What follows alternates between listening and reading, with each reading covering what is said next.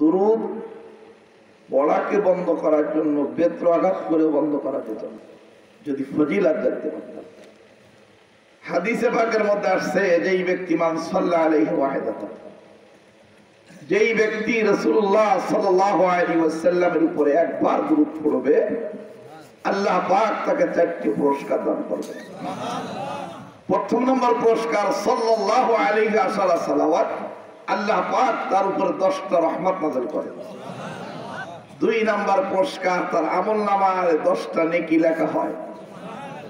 3 নম্বর পুরস্কার, তার আমলনামা থেকে 10টা গুনাহ মুছে দেওয়া হয়। কি করলে কয়বার? 4র্থ নম্বর পুরস্কার, জান্নাতে যে সম্মান মর্যাদা ইজ্জত পাওয়ার কথা ছিল তার থেকে 10 গুণ সম্মান আল্লাহ বৃদ্ধি করে দেন। নরমাল জান্নাতে যারা যাবে তাদের সকালে নাস্তা হবে কমপক্ষে 10,000 ফেরেশতার হাতে 10,000 প্লেট ভর্তি খাবার। ইন্নাল্লাযীনা আমানু ওয়া আমিলুস সালিহাত ইয়াহদিহিম রাব্বুহুম বিঈমানিহিম তাজরি من تحتهم الأنهار في جنات النعيم। অনেক জোর হয়ে গেছে, আর আল্লাহু আকবার। এই জান্নাতুন নাঈম একটা জিনারের জান্নাত, নরমালি জান্নাত। কষ্ট হচ্ছে আপনাদের? আর ভিআইপি জান্নাত হলো জান্নাতুল ফেরদাউস, যাদের মধ্যে 7 গুণ 7 বার সুস থাকবে তারা জান্নাতুল ফেরদাউসের মালিক হবে। তো জান্নাতুল ফেরদাউস কত বড় বললে আজকে রাত 2 সারাত পোহাবে, রাত শেষ হয়ে যাবে, আমি বলতে চাচ্ছি না।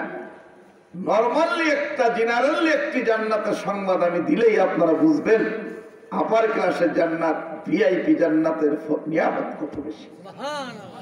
নরমালি জান্নাতি যারা হবে তাদের সকালের ব্রেকফাস্ট তথা নাস্তা, সকাল নাস্তা তো তুলনামূলক হালকা হয়, না? সকালে নাস্তা করাবার জন্য 10,000 10,000 অধিক ফেরেশতা, প্রত্যেকের হাতে এক একটা খানসা ভর্তি খাবার থাকবে পার হেড, প্রত্যেকের জন্য কয় হাজার ফেরেশতা, যার পার প্লেটে 70 কোয়ালিটি আর 70 প্রকারের বেশি খাবার থাকবে। তাহলে আমি অধিকার লম্বা করব, 10,000 প্লেট 70 প্রকার খাবার বিশিষ্ট যদি জান্নাতে নরমালি নাস্তা হয়, তাফসীর ইবনে কাসির খুলে দেখবেন সূরা ইউনূসের এই যে আয়াত পড়ছি, আয়াতের ব্যাখ্যায়, তাহলে 10 গুণ মর্যাদা যদি একবার দুরূদের বিনিময়ে বৃদ্ধি করা হয়, তাহলে একজন দুরূদ প্রেমিক একবার দুরূদের কারণে কমপক্ষে 1 লক্ষাধিক প্লেট ভর্তি খাবার জান্নাতে পাবে। আরেকটু আস্তে করে সুবহানাল্লাহ। আরেকটা ফজিলত হাদিস শোনাই দিই, কষ্ট হয় না বাবা? মান সাল্লা আশরান ফি আউয়ালিন নাহার, আশরা মানে 10, আউয়াল মানে শুরু, নাহার মানে দিন। আল্লাহ পাকের হাবিব বললেন, আমার যে উম্মত সকালে 10 বার দুরূদ পড়বে, আশরান ফি আখিরিন নাহার, আর বিকালে 10 বার, সকালে 10 বিকালে 10, কত হইছে? হ্যাঁ, নালাতুহু শাফাআতি ইয়াউমাল কিয়ামা, কিয়ামতের দিন যে উম্মত সকাল বিকাল 10 বার দুরূদ পড়বে, আমি রাসূলের দায়িত্ব হবে কোটি কোটি উম্মতের মধ্য থেকে আমি খোঁজ করে বের করে ওই উম্মতটাকে জান্নাতে নিয়ে যাব। কয়বার দুরূদ? সকালে 10 বিকালে 10, সময় লাগে সর্বাধিক 2 মিনিট, সকালে 1 মিনিট, বিকালে সাল্লাল্লাহু আলাইহি ওয়াসাল্লাম, সাল্লাল্লাহু আলাইহি ওয়াসাল্লাম, সাল্লাল্লাহু আলাইহি ওয়াসাল্লাম, সাল্লাল্লাহু আলাইহি ওয়াসাল্লাম। আমল করে দেখেন, সকালে লাগবে কয় মিনিট, বিকেলে 24 ঘন্টায় 2 মিনিট সময় যদি দেওয়া হয়। কারণ আল্লাহ অফার দুনিয়ার কোম্পানির অফারের সাথে মেলে না। আমার দেশে বিভিন্ন কোম্পানি তার মালের প্রোডাক্ট অধিক সেল হওয়ার স্বার্থে মেয়ারলি মান্থলি বছরে মাসে একবার অফার দেয়, ছাড় দেয়, দেয় না? 1 কার্টন সাবান কিনলে পার কার্টনে 1 পিস ফ্রি, 1 পিস ফ্রি, দেয় না? 1000 লিটার ট্যাঙ্কি কিনলে 40 লিটার বালতি ফ্রি দেয়। 2 কেজি যদি ঘড়ি মার্কা পাউডার কিনতে পারো, চুনার খাটাগুলা কিনা দেখা দরকার নেই, দেবে তার সঙ্গে একটা এমন বালতি 10 লিটারের, যেটা গরম পানি দিলে গলে যায়, ফ্রি পাইতেছে। এরকম অফার দেয়, জাতিকে ধ্বংস করে দিচ্ছে। চকলেটের সাথে পুতুল ফ্রি, চকলেটের সাথে পুতুল ফ্রি, তাহলে একটা পুতুল। আমি এদিকে যাব না বাবা, ভালো করে বোঝেন। দুনিয়ার কোম্পানির অফার বড় নিলে ছোট দেয়, কিন্তু কোন কোম্পানি এমন অফার দেয় না 1 কার্টন কিনলে 1 কার্টন ফ্রি, 40 লিটার কিনলে 1000 লিটার ফ্রি। তোরে কয় না, বোঝে না, বোঝে না, এ দিছে নাকি? কিন্তু আমার আল্লাহর চিনলি না রে বান্দা, আল্লাহর চিনলা না। আমার আল্লাহর অফার 1 কার্টন কিনলে 1 কার্টন ফ্রি। একবার সকালে নবীর প্রেমে তো 1 মিনিট সময় দিবা, বিকাল 1 মিনিট সময় দিবা, বান্দা বিনা হিসাবে জান্নাতি হওয়া। একবার সুবহানাল্লাহ বলবা, 1 সেকেন্ড সময় লাগে না, বান্দা আসমান আর জমিনের মাঝখানের সমস্ত জায়গা নেকি দিয়ে আমি আল্লাহ ভরে দেব। আল্লাহর অফার দুনিয়ার কোম্পানির অফার মনে এক না ভিন্ন? আছে কিনা? ব্যবধান আছে? আল্লাহ পাককে চিনলাম না বাবা। আমি যে কথা বলতেছি আপনার যে ধৈর্য ধরেন, আমি সূরা বাকারা শুরুতে ছোট্ট একটা আয়াত আপনাদের সামনে পেশ করছি। কিন্তু এখন হয়ে গেছে বেশি রাত, আর মুসলমান এমন এক যায়, যদি হয় বেশি রাত অনেকে চাদর মুড়ি হবে, বিছানায় খায়,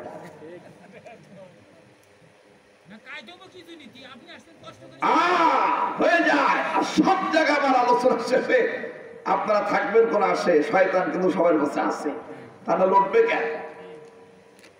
যাদের পরে বক্তা আছে, আমরা তো হয়েছি এখন গল্পের পাগল, হাসি ঠাট্টা রসিকতা, হাসি ঠাট্টা রসিকতা দিয়ে ইখলাস হিদায়াত আসে, আসে আসে। আমি যে আয়াত পড়েছি, আয়াতের আলোকে কিছু কথা বলে আমি যাবো চলে। কথাগুলি শুধু মোবাইলে রাখবে না তুলে, তাহলে মেমোরি বা মোবাইল হারাইলে সব যাবেন ভুলে। কথাগুলি অন্তরে রাখবো তুলে, মৃত্যু পর্যন্ত কথাগুলি কেউ যাব না ভুলে। রাজি আছেন? কে কে রাজি? হাত তুলে আল্লাহকে দেখান, নারায়ে তাকবীর, নারায়ে তাকবীর। এই কিছুটা একটু গরম বানাই নিস, কারণ মজলিস গরম না হলে লোক বসতে চায় না। আর বসারও দরকার নেই, একজন থাকবে, একজন নিয়জ করব। ইসমাইল শহীদ আল্লাহর একজন ওলি ছিলেন। উনি একদিন বিশাল এক মজমায় হজ করছেন। হজ করে চলে যাচ্ছেন, এক মুরব্বী গ্রাম থেকে, গাঁও থেকে এসে বলতেছে, আপনি কোথায় যাচ্ছেন? আমি তো আপনার রস শুনতে আসছি। তখন ইসমাইল শহীদ, আমরা দায়ী নেতা, ইসমাইল শহীদ ওই মুরব্বীর হাত ধরে নিয়ে এক মসজিদে ঢুকছে। ঢুকে ময়দানে যে ওয়াজ করছে যত সময়, হু বা হু ওই ওয়াজটা তাকে শোনায়। খাদেম বলে, হুজুর ব্যাপার বুঝলাম না, হাজার হাজার মানুষের মধ্যে হুজুর যেই ওয়াজ আপনি শোনাইলেন, একজনকে নিয়ে সেই সময় সেই ওয়াজটা শোনাইলেন, এর পিছনে কারণ কি? ইসমাইল শেখ বলে, বাবা বলছো না, আমি হাজার হাজার মানুষের মধ্যে যে আল্লাহকে খুশি করার জন্য ওয়াজ করলাম, একজনকে নিয়ে সেই মহান আল্লাহকে খুশি করার জন্য শোনায় দিলাম। ইখলাস থাকতে হবে, লোক থাক আর না থাক দেখার দরকার। কথা বলবো কাকে রাজি করতে, নিয়ত থাকবে যেন আমার মধ্যে আল্লাহ আমল দেয়, শ্রোতাদের মধ্যে যেন কথা বলে ফিট হয়ে যায়। আমার দেশে, সারা বিশ্বে বাবা, সারা দেশে দুই ধরনের শিক্ষা নীতি চালু আছে। কয় ধরনের? কথাগুলি ঠান্ডা মস্তিষ্কে ডিপলি বুঝতে হবে। কয় ধরনের শিক্ষা নীতি? একটা হলো জেনারেল শিক্ষা, যার সূচনা হলো kindergarten, KG, baby, primary, high school, college, university, যাকে বলা হয় বাংলা ইংরেজি শিক্ষা, জেনারেল শিক্ষা। আর একটা শিক্ষা হলো আরবিক শিক্ষা, যার সূচনা ফুরকানিয়া, নুরানিয়া মাদ্রাসা, ফুরকানিয়া মাদ্রাসা, মাদ্রাসা জামিয়া। দুই ধরনের শিক্ষানীতি আমাদের দেশে আছে না? তো আমরা তো জাগতিক শিক্ষার প্রতি আমরা অত্যন্ত ঝুঁকে পড়েছি। প্লাস মাইনাস এভারেজে আপনাদের গ্রামে কয়জন ছেলে মাদ্রাসায় পড়ে আর কয়জন ছেলে জেনারেল স্কুল কলেজে পড়ে, এটা জরিপ করে দেখেন কত পার্সেন্ট হবে মাদ্রাসায়? 0.5%, মানে 1% হয় না। এই দেখেন, দেখছেন? অথচ উচিত ছিল 100% মুসলমানের ছেলে কমপক্ষে নুরানি শেষ করা। কারণ এদের নামাজ, উযু, গোসল এদের লাগে না? লাগে। আমরা বুঝি না, এই জন্য আরবিক শিক্ষায় শিক্ষিত করতে চাই। ভালো করে বোঝেন, কোরআন হাদিসে বোঝায় যায় একটা ছেলে জেনারেল শিক্ষা শিক্ষা দামি হতে দেরি হয়, আর দামি হলেও ওই দামটা অস্থায়ী, ক্ষণস্থায়ী, টেম্পোরারি, স্বল্প সময়ের জন্য থাকে। কেমন? আপনার বর্তমান সিচুয়েশন অবস্থায় একটা ছেলেকে ক্লাস 3 পর্যন্ত পড়াইতে গেলে কমপক্ষে 5 বছর লাগে। কয় বছর? হ্যাঁ, কয় বছর? Baby nursery, nursery, baby, KG 1, 2, 3, কয় বছর? 5 বছর লাগে, মিনিমাম 5 বছর। 5 বছর একটা ছেলে মেয়ে আপনি যদি জেনারেল শিক্ষায় শিক্ষিত করে একে যদি আর না পড়ান, এই ছেলে এই মেয়ে কোন ব্যাংকের ম্যানেজমেন্টই করতে পারবে, কোন কোম্পানির জিএম হতে পারবে, কোন একটা দারোয়ানি করার জন্য দরখাস্ত করতে পারে না। এমনকি ট্রাফিক সিগন্যাল মেনে সে কি রাস্তায় রিক্সা ভ্যানও চালাইতে পারে না। সময় লাগলো কয় বছর? যোগ্যতা কতটুকু হলো? রিক্সা চালানোর যোগ্যতা হলো। এই একটু আগেই আমার মুসল্লি, আমার বড় ছেলে মোবাইল বলতেছে, আব্বু, আমি কি হঠাৎ করে মোবাইল দিল কেন? আমারই এক মুসল্লি গত বছর এই যে নোবেল করোনা ভাইরাসের আগে যে 18 সালে হজ, আমিও গেছিলাম, উনি হজ করে আসছেন, ব্যবসায়ী মানুষ, যাচ্ছিলেন দৌলতপুরা শুনতে, মানিকতলা নামে একটা জায়গা আছে, ওখানে মহেন্দ্রা নাকি গাড়ি বের হয়েছে না, এর সব আনপড় গুলি চালায়, অটোগুলি এরা জানে না কিচ্ছু, সিগন্যাল মিগন্যাল, অধিকাংশ অ্যাক্সিডেন্ট করে মরে। আজকেই মারা গেছে, একটু আগে। কারণ অযোগ্য লোকের হাতে কি গাড়ি দিলে যা হয়, কষ্ট পাইতেছেন মনে হয়। এ বাবা, পক্ষান্তর একটা ছেলে মাদ্রাসা কেন ভর্তি করেন নাই? একখানে খাতা, একটা বালিশ, একটা মশারি, একটা বিছানা, চাদর, একটা বেড তৈরি করে বাবা চাইতেছে আমার ছেলেটাকে আমি মাদ্রাসায় নিয়ে যাব। বারান্দার থেকে নামছে উঠানে, এক পশান না গাইছে। আমার আল্লাহ রাসূল ঘোষণা দেয়, মান সালাকা তারিকান ইয়ালতামিসু ফিল মা সাহালাল্লাহু লাহু তারিকান ইলাল জান্নাহ। ওই সন্তানের জন্য তার বাড়ি থেকে জান্নাতুল ফেরদাউস পর্যন্ত আমার আল্লাহ যত প্রতিবন্ধকতা সব খুলে দেয়, রাস্তা পরিষ্কার করে দেয়। উলাইকা হুমুল ওয়ারিসুন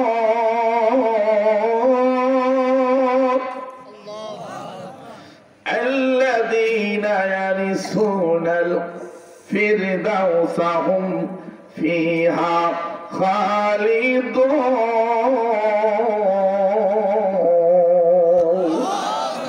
মাত্র সন্তানটাকে নিয়ে বাড়ি থেকে বাবা বের হয়ে পারে নাই, রাস্তায় উঠছে, আল্লাহ পাক যত দূর আগাইতেছে জান্নাতের রাস্তা তত পরিষ্কার করে দিচ্ছে। সময় লাগছে কয়দিন, বোঝার চেষ্টা করেন। আমি গতানুগতিক আলোচনা করি। এবার ছেলেটি মাদ্রাসায় যাইয়া অফিস রুমে ঢুকিয়া ফর্ম দিয়া ফর্মটা ফিল আপ করে ভর্তি হলো। এখন মাদ্রাসার তালবেলের খাতায় নাম উঠে গেল। 1 ঘন্টা সময় লাগে নাই। হুজুর বলে, বাবা যাও, তুমি আজকে থেকে ছাত্র, নুরানি ক্লাসে যাইয়া উস্তাদের ঘন্টায় বসে যাও। বসার সঙ্গে উস্তাদ বিসমিল্লাহ বলে শুরু করছে, বিসমিল্লাহির রহমানির রহিম। কসি কণ্ঠে আপনার ছেলে বা মেয়ে যখন বিসমিল্লাহ পড়া শুরু করে দিলেন, কসম করে বলি বাবা, ওই সন্তান মা বাবা যদি কবরে আযাব পাইতে থাকে, তৎ মুহূর্তে আমার আল্লাহ ওই সন্তানের গাইডিয়ান পিতা মাতার কবরের আযাব আল্লাহ বন্ধ করে দেয়। সময় লাগলো কয়দিন? 5 বছরে রিক্সা চালাইতে পারে না, 2 ঘন্টায় জান্নাত খুলে গেল, মা বাবার কবর আযাব বন্ধ। এ বানায় বলতেছে না কেন? হ্যাঁ। এরপরে ছেলেটা পড়তেছে আলিফ বা তা সা জিম হা। আল্লাহ কয়, জিবরিল তাড়াতাড়ি ওই ফেরেশতার কাছে, ওই তালবেলের কাছে তুই যা। আমার দেশে, বাংলাদেশ বিশ্ব মানচিত্রে একটা ক্ষুদ্র দেশ, এদেশেও শাহজালাল বিমানবন্দর, সাবেক কি আন্তর্জাতিক বিমানবন্দর, ওখানে গিয়ে দেখবেন আন্তর্জাতিক বিমানবন্দর বিধায় 2 ধরনের টার্মিনাল, একটা ভিআইপি টার্মিনাল আর একটা হলো সিনারেল টার্মিনাল, নরমাল টার্মিনাল। আমাদের দেশে যখন বৈদেশিক রাষ্ট্রনায়ক রাষ্ট্রদূত আসে, দেখবেন তাদেরকে নামানো হয় ভিআইপি টার্মিনাল। নামায় কি দেওয়া হয়? লাল গালিচার সম্বর্ধনা দেওয়া হয়। আপনাদের কাছে আমার জিজ্ঞাসা, এই যে লাল গালিচার সম্বর্ধনা, এটা কি স্থায়ী হবে না ক্ষণস্থায়ী? টেম্পোরারি, স্বল্প সময়ের জন্য, এবং এর লিমিটেশন আছে। সেটা হলো বিমানবন্দর থেকে নিয়ে গেট পর্যন্ত। মহাসড়কে, বিশ্ব রোডে লাল গালিচার সম্বর্ধনা দেওয়া। ভিআইপি গেস্টের জন্য লাল গালিচার সম্বর্ধনা কোন জায়গায়? বিমানবন্দরের ভিতরে। মেহমান গেটের বাইরে যাবে, বিমানবন্দর স্বেচ্ছাসেবক বাহিনী দেখবেন গালিচা কলস করে গোডাউনে রেখে দেয় নাকি?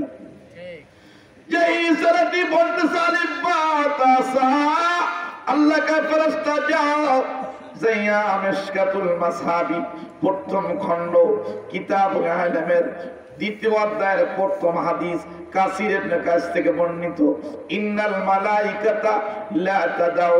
এসএমএ শুরুতে ইসমিন এক গুরুত্ব, ফেলে মুজারে শুরুতে লাম আরেক গুরুত্ব, মানে নিশ্চয়ই নিশ্চয়ই ডবল গুরুত্ব, নিশ্চয়ই নিশ্চয়ই। আল্লাহু আকবার। আর আলেমুল আবেস্তাদ না থাকলে আমার কথা স্পিড আসে। ইন্নাল মালাইকাতা, নিশ্চয়ই ফেরেশতা, লা তাদাউ, নিশ্চয়ই বিছায়া দেয়, তার নিশ্চয়ই নিশ্চয়ই ফেরেশতা বিছায়া দেয় কি? আদিনিয়াতাহা, তাদের নূরের ডানা। লিজাল্লি তালিবুল ইলম, তালবেল ইলম যে রাস্তা দিয়ে হেঁটে যায়, তার সম্মানের খাতিরে ফেরেশতারা 24 ঘন্টা ডানা বিছায় দেয়। তাহলে দুনিয়ার সম্বর্ধনার দাম বেশি না লাল গালিচার সম্বর্ধনার দাম বেশি, না ফেরেশতাদের নূরের ডানার দাম বেশি? মাত্র আলিফ বা তা সা পড়তেছে। এরপর একটা ছেলে হাফেজ হতে লাগে সর্বোচ্চ 3 বছর। 2.5 বছর, 1 বছর, 7 মাস, 6 মাস, 3 মাস। আমি বাংলাদেশে বহু বড় বড় মাদ্রাসায় মাহফিল আল্লাহ আমাকে নেয়, বহু তালেবদের পাগড়ি দিছি। মাঝে আমি গেছি এক মাদ্রাসায় বেনাফুলের কাছে, যাইয়া দেখি ছোট্ট একটা বাচ্চা। আমি বলি জন্ম নিল কবে আর হাফেজ হইল কবে? কয় হুজুর পার ডে সে কয়েক সাফা সবক শোনাইছে। টোটালি মাদ্রাসায় ভর্তি হওয়ার পর থেকে নিয়ে মাত্র লাগছে 7 মাস। আমার কাছে অনেক ছাত্র আছে 7 মাস যারা হাফেজ হয়ে গেছে। এই বিশ্বাস হয়? হ্যাঁ, 7 মাস নয়, এমন আছে 1 সপ্তাহ হাফেজ। সুবহানাল্লাহ কয় না? কোরআন হেফজ করতে কয়দিন লাগে? 7 দিন। ইমাম আবু হানিফাতুন নুমান ইবনে সাবিত হলেন আমাদের ইমাম নাকি? ওনার এক ছাত্র আহমদ ইবনে হাম্বল, ওনার কাছে আসতে হুজুর আমাকে ভর্তি করেন। উনি বলে আমার নিয়ম হলো, আমার রুলস হলো, আমার এখানকার সিস্টেম আইন হলো, আমার দর্শে বসতে গেলে মিনিমাম হাফেজে কোরআন হওয়া লাগে। বাংলাদেশে কিন্তু বিশেষ শাখা আছে, হাফেজদেরকে 3 ক্লাস একসাথে পড়ে দেওয়া হয়। আমার ছোট ছেলে হাফেজ হওয়ার পরে আমি দিছি মাদানীনগর, একসাথে উর্দু খানা, ফার্সি, বালি, মিজান পড়াইয়া 2য় বর্ষে নাহবি দিয়ে দিছি। আছে না? আমার বন্ধু ঢাকা দারুল আরশাদ মিরপুর 11.5, আমি 3 বার প্রধান বক্তা হিসেবে গেছি, ওখানে বিশেষ শাখা আছে। এসএসসি হাফেজ হলে তাদেরকে 3 বছর পড়া, 1 বছর পড়ায় না। কিন্তু শিক্ষকদের একটু মেহনত বেশি করা লাগে। আমার আলোচনা বুঝতেছেন আপনারা? আহমদ ইবনে হাম্বল বলে হুজুর ভর্তি করে নেন, আমি ফিকাহ শাস্ত্র শিখতে শিখতে কোরআনের হাফেজ হয়ে যাব। হুজুর বললেন সম্ভব না, আমার আইনের ফলে লালকারি দাগ দেওয়া যাবে না, চাও হাফেজ কোরআন ছাড়া আমি ভর্তি করি না। উনি চলে গেলেন। টোটাল 7 দিন পর আবার ফিরে এসে বলে হুজুর ভর্তি করেন। হুজুর বলে তুমি না সে আহমদ ইবনে হাম্বল? হ্যাঁ, তোমাকে না বলছি হাফেজ ছাড়া আমি ভর্তি করি না, আবার কেন আইলা, বিরক্ত কেন করো? কয় হুজুর এই জন্য 7 দিন পরে আমি এসেছি। তার মানে 7 দিনে গোটা কোরআন ফাতিহা থেকে নাস পর্যন্ত হেফজ করে ফেলেছি। বিশ্বাস না হলে আপনি শোনেন, যেখান থেকে সেখান থেকে শোনেন। আমি যে কথা বলতেছি 3 বছরই ধরে। একটা ছেলে 5 বছর জাগতিক শিক্ষা শিখে গরু ছাগল রাখতে পারে না। আর একটা ছেলে 3 বছরে যখন হাফেজে কোরআন হয়, বাবা বুঝলেন আল্লাহ পাকের হাবিব বলেন মান করাল কোরআন ওয়া আমিলা বিমা ফি উলবিসা ওয়ালিদাহু তাজাই ইয়াউমাল কিয়ামাতি যাওউহু আহসানু মিন দাওয়িশ শামসি ফি বুয়ুতিদ দুনিয়া ফামা যান্নুকুম বিল্লাযী আমিলা বিহাযা আও কামা ক্বালা an-নবী সাল্লাল্লাহু আলাইহি ওয়াসাল্লাম। কোন সন্তান ইলমে দ্বীন যদি শিক্ষা করে আর তদনা যদি আমল করে, তার ইজ্জতের কথা আজকে বর্ণনা করব না, থাক। তার পিতামাতা মাথার উপরে এমন একটা জ্যোতিময় টুপি পরায় দেওয়া হবে, 2 প্রহরে মেঘবিহীন আকাশে সূর্যের কিরণ সানলাইটের আলো যত বেশি, তার থেকে কোটি কোটি পাওয়ার যুক্ত একটা সম্মানের টুপি তার মা বাবার মাথায় পরায় দেওয়া হবে। বুঝতেছেন? আর একটা হাদিস শোনাই, মূল আলোচনা আসতেছে। من قرأ القرآن فاستجهره فحل حلاله وحرم حرامه أدخله الله الجنة وشفه في عشرة من أهل بيته كلهم قد وجبت لهم النار أو كما قال النبي صلى الله عليه وسلم. صدق الله أكبر. ও বাবা, কষ্ট হয় নাকি?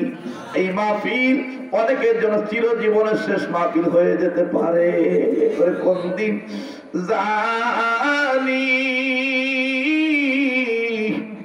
হবে মারণ জানি না, জানি কেউ বলতে পারে না। একদিন মরনা হয় আখের মৌত হয়, एक दिन मरना है आखिर मौत है, कर ले जो करना है आखिर मौत तू बराए बंदगी हाँ याद रख बाहर शराब गंदगी हाँ याद रख वरना फिर शर्मिंदगी हाँ याद रख संदे रोज़े जिंदगी हाँ याद रख संदे रोज़े जिंदगी हाँ याद रख ज़ुरबुल्लाहु अकबर दुनिया कोई दिनेर कर লাগিয়া বন্দোবস্ত ঘর कर লাগিয়া বন্দোবস্ত ঘর ওরে মন আমার कर লাগিয়া বানলাম বসত ঘর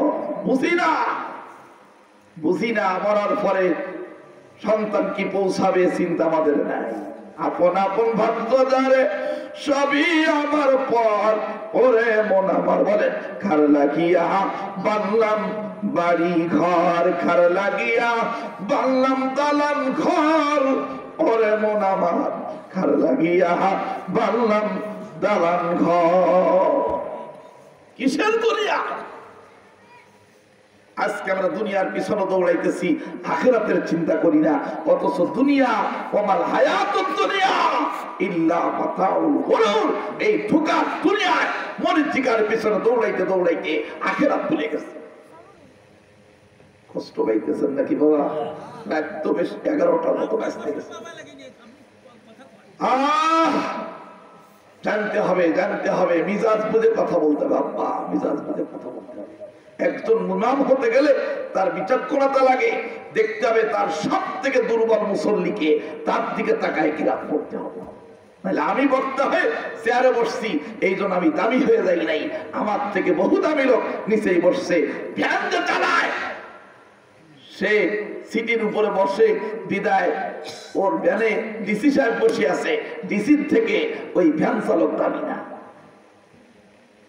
বুঝতে হবে এ বাবা ভালো করে বলছেন মান করা আল কোরআন ফাস্তাজহারাহু ফাহাল্লা হালালাহু ওয়া হারামা হারামাহু আদখালাহুল্লাহুল জান্নাহ আল্লাহ পাকের হাবিব বললেন যেই লোকটা কোরআন পড়বে কোরআন পড়ে হালালকে হালাল জানবে হারামকে হারাম জানবে তথা তার বাবা জিন্দেগিটা কোরআন সুন্নাহর মোতাবেক পরিচালনা করবে আল্লাহ বললেন সে তো জান্নাতে যাবে বিনা হিসাবে শুধু তাই নয় তার আপনজনের মধ্যে বাবা কমপক্ষে 10 লোক যাদের জন্য জাহান্নাম ফরজ তাদেরকে সুপারিশ করে সে জান্নাতে নিয়ে যাবে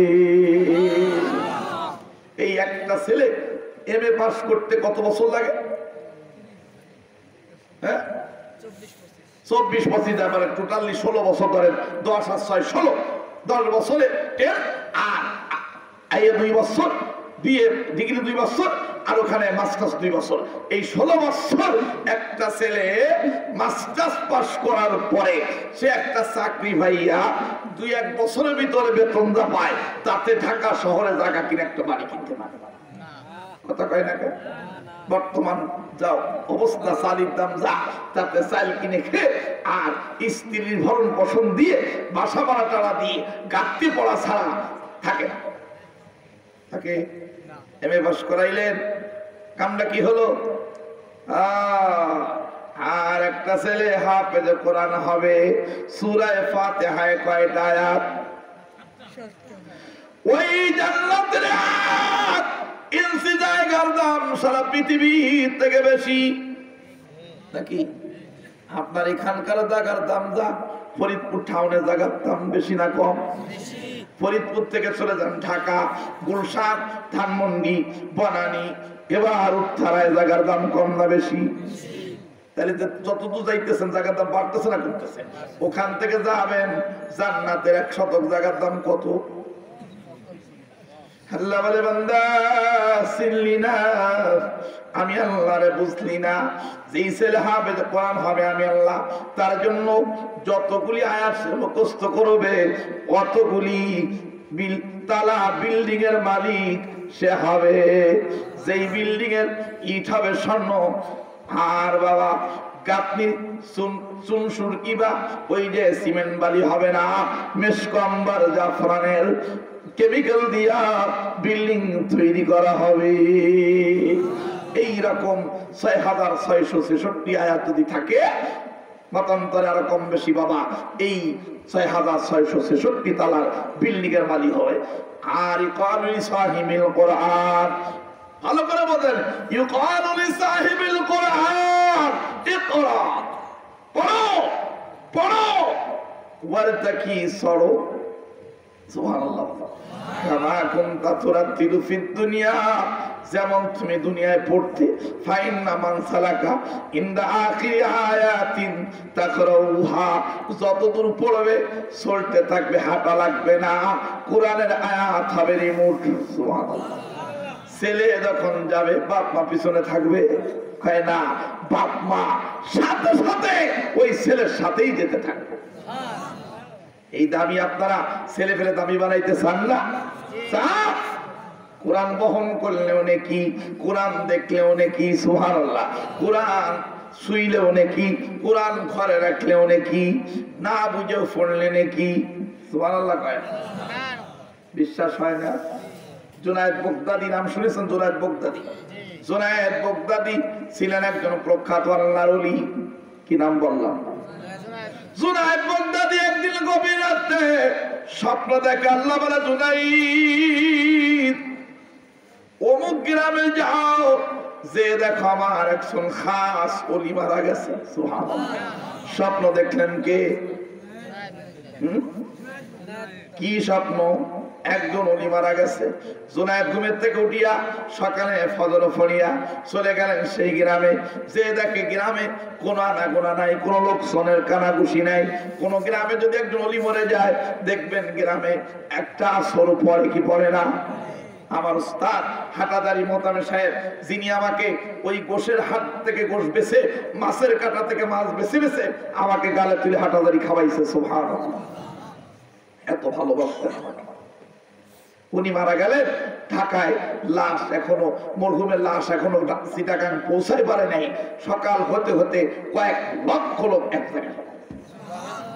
নূর আহমদ কাসেমি মারা গেলেন ঢাকা শহরে, জানাজায় লোক ধরি। আল্লাহর ওলি মরলে বহু জানাজায় যে দেখছি, আল্লাহর ওলি মরলে এই নবেল একবার করোনা ভাইরাস, এর ভিতরে আমার দোস্ত জুবাইর আনসারী ব্রাহ্মণবাড়ি মারা গেলেন। তখন তো মানুষ ভয়ে ঘর থেকে বের হয় না। Police, military, BDR, army, RAB সব নেমেও লক্ষ লোকের জোয়ার ঠেকাইতে পারে। এই নিয়ে ফেসবুকে লেখালেখি হয়েছিল। করোনার ভয় কেউ করি নাই। মহাব্বত এমন একটা জিনিস, আল্লাহর ওলি না বললে লোকজনের অভাব হয়। তুমি দেখলেন যে আল্লাহর ওলি মরে গেছে, আমি স্বপ্ন দেখলাম, কই সে ওলি? চিন্তা করলে আমার স্বপ্ন মিথ্যা হতে পারে না। খুঁজতে খুঁজতে খুঁজতে খুঁজতে গ্রামের পাশে ওই বিলের কানায় যাইয়া এক লোকের কাছে জিগায়, তোমাদের গ্রামে কি কোনো লোক মারা গেছে কেন? কয় ওই একজন কৃষাণ ওই কুড়িয়ে ঘরে মারা গেছে, তার নেই কেউ, একটা ছেলে আর তার বউ, এই কিষাণ মারা গেছে। সুবহানাল্লাহ। জুনায়েদ বগদাদি, লম্বা কাহিনী সংক্ষেপে বলি, জুনায়েদ বগদাদি চলে গেলেন, যাইয়া বললেন মহিলাকে, আপনি ঘরে ঢোকেন। ছেলেকে বলতেছে, মুখটা আলগা করো, গামছা দিয়ে মুখ ঢাকা। আলগা করে দেখতেছে, রাতের আধারে স্বপ্ন দেখছে যে ওলি, এই ব্যক্তি সেই ওলি। স্বপ্ন দেখাইছেন কে? আমরা তো দুনিয়ার পাগল হয়েছি। এ বাবা শুনেন, জুনায়েদ বগদাদি স্বপ্ন দেখছে, তুমি যাও তার গোসল করাও, কাফনের ব্যবস্থা করো, তুমি জানাজা পড়াইয়া তুমি নিয়ে যাতে ওনাকে কবরে নামাইবা। সুবহানাল্লাহ। জুনায়েদ বগদাদির আগমন বার্তা শ্রবণে সাধারণ জনতার ভিড় জমে গেছে। এত বড় যুগশ্রেষ্ঠ আল্লাহর ওলি, ওনার আগমন বার্তা শোনার সাথে সাথে লোকজন জমা হতে দেরি নাই। এখন তো আলেম বক্তা আমাদের মধ্যে নাই। শামসুল হক ফরিদপুরি বেঁচে থাকলে এই এলাকায় আসলে লোকজন জমা হতো কি হতো না? হতো। চরমনার বিশ্বাস আসলে তার মুরিদ দেখ হয় না? হয়। এখন যতই বড় মুরিদ হোক, সেই যুগের মতো ভক্তি এখন আর। জুনায়েদ বগদাদি গোসল দিলেন, কাফন পরাইয়া জানাজা পড়াইয়া দাফন করে মনের মধ্যে জ্বালা, মনের মধ্যে যন্ত্রণা। ইনি কেমন করে হলেন একজন সাধারণ ব্যক্তি।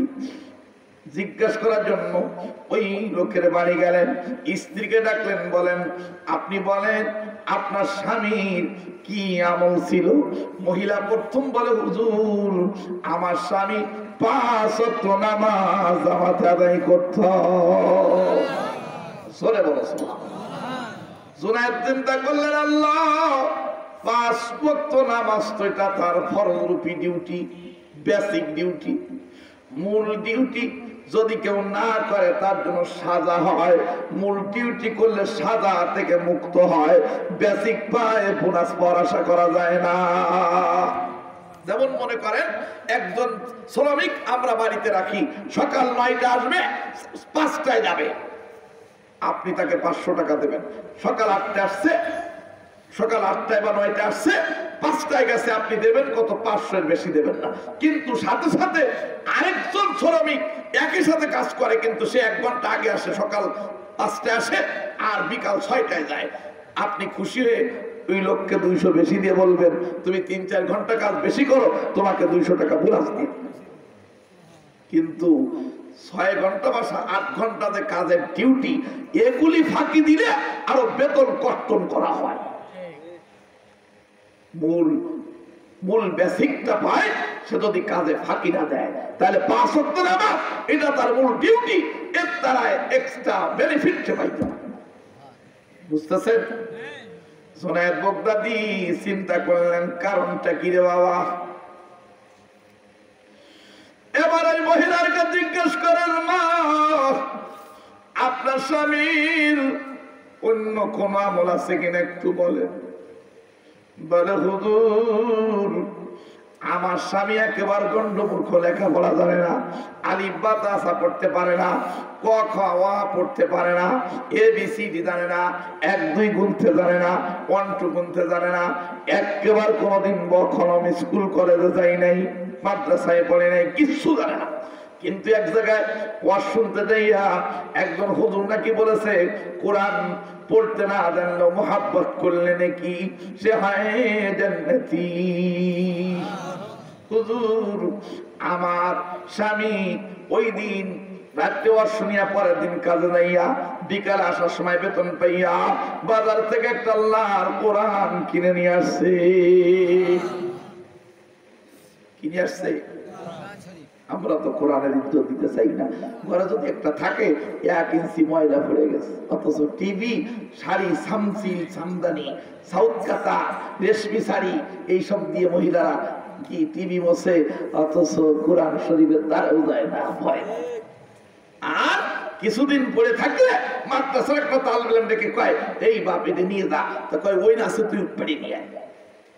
আতো দিতে চায় না। এরকম আমি মাঝে আফসোস করে মরে যাই। যশোর জেলার একটা থানা, নাম বলবো না, আমি মাঝে গেলাম এক মাহফিলে, তা আমাকে বলছো ধারাবাহিক তাফসীর, তাহলে একটা কোরআন শরীফ দেন। তো আধা ঘন্টা খুঁজেছে, খুঁজে এক বাড়ি থেকে কোরআন শরীফ নিয়েছে, তার এক মানে পাতা পোতা উল্টে, মানে মনে হচ্ছে মাটির তলে ফুটাছি। গজব শুধু শুধু আসতেছে, গজব শুধু শুধু আসে। হে বাবা ভালো করে শোনেন বলে যায়। জুনায়েদ বাগদাদী এবার মহিলার কাছে জিজ্ঞাসা করে কোরআনটা কিনে এনে উনি কি করতেন। এবার মহিলা বলে, হুজুর আমার স্বামী প্রতিদিন দাঁড়ে দাঁড়ে শ্রম না দিলে সংসার চলে না।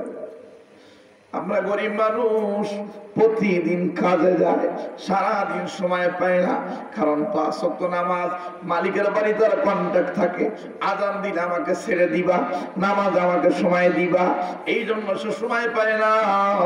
ও জুনায়েদ বাগদাদীরা বলে, হুজুর আমার ঘরে কোরআন শরীফ আছে, আমার স্বামী মাগরিবের নামাজের পরে কিছুক্ষণ কোরআন খানা পেড়ে আগে চুমো দেয়, বুকের সঙ্গে জড়ায় ধরে, আর পড়তে পারে না। আল্লাহর কালাম কানা খুলে আঙুল টানে হাদা কালামুল্লাহ, হাদা কালামুল্লাহ। তার নিজে ভাষায় বলে হাদা কালামুল্লাহ। এমন করে করে শুধু এই শব্দগুলি বলে, আর চোখের পানি দিয়া দাড়ি ভিজায়, বুক ভিজায় দেয়। এই ছাড়া আমার স্বামীর কোন আমল দেখি নাই। জোনায়েদ বাগদাদী বুঝে ফেলেছে আল্লাহর কোরআনকে মোহাব্বত করার কারণে আমার মহান আল্লাহ এই ব্যক্তির নাম আল্লাহ পাকের ওলিদের তালিকায় লিখে নিছে, সে বিনা হিসাবে জান্নাতি হয়ে গেছে। সুবহানাল্লাহ। কোরআন পড়লে মানুষ দামি হয় না, দামি হয়।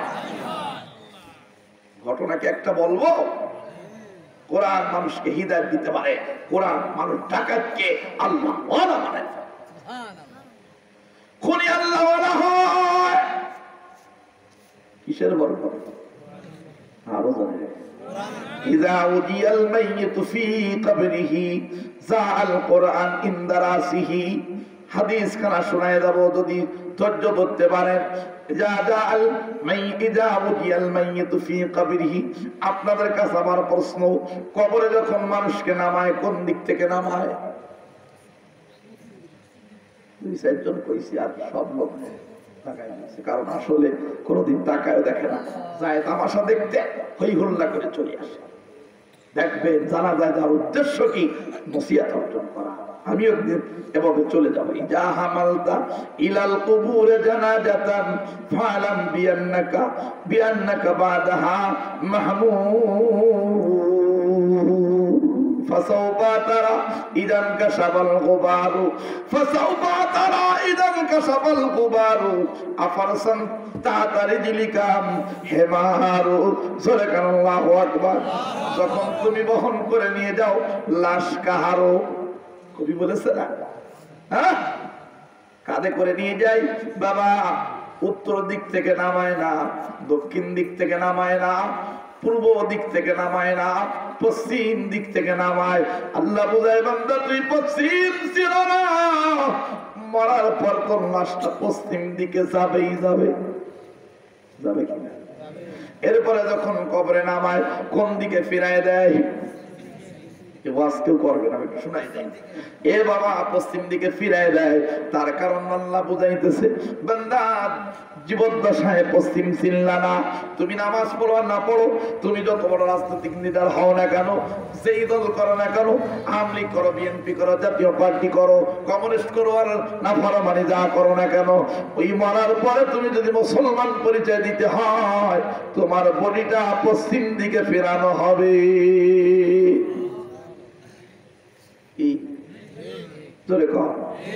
ঠিক তো আপনারাই বলবেন, এক শ্রেণীর বক্তা আমরা ঠিক কি ঠিক না, ঠিক কি ঠিক না, ঠিক কি ঠিক না, আমি কি কইতেছি? আমি তো ঠিকই কইতেছি। শ্রোতাদের কাছ থেকে কি দিলাম? এরপরে আবার সব কাপড় যখন খুলে ফেলানো হয়, গোসলের পরে সর্বপ্রথম যে কাপড় পরানো হয় সেটারে কি বলে? কাফনের কাপড়, পাঞ্জাবি। ও মুসলমান, পাঞ্জাবি দেখলে কপাল গোছাও, পাঞ্জাবি পড়তে চাও না, তুমি নেসপোসা কাপড় পরাইতে চাও না, তোমার টেডি শার্ট পরানো হবে না, তোমার শর্ট পাঞ্জাবি ডিজিটাল পাঞ্জাবি পরানো হবে না, লুজ ওই যে হাঁটুর নিচে পাঞ্জাবি পরায় দেওয়া হবে। বুঝে? এরপরে যখন কবরে নামায় তখন কি বলে? বিসমিল্লাহ। কি বলে? বিসমিল্লাহি ওয়া আলা মিল্লাতি রাসূলিল্লাহ। কবর হইল ছোট্ট একটা